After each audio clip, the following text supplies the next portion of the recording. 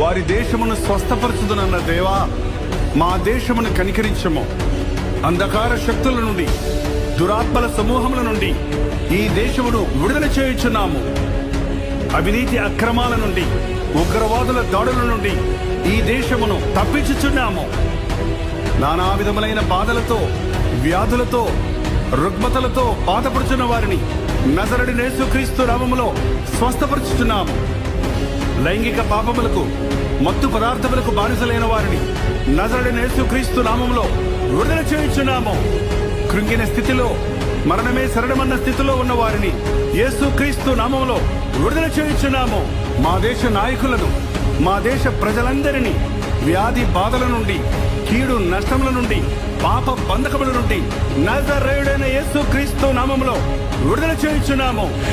ఆమేన్, ఆమేన్, ఆమేన్. వారి దేశ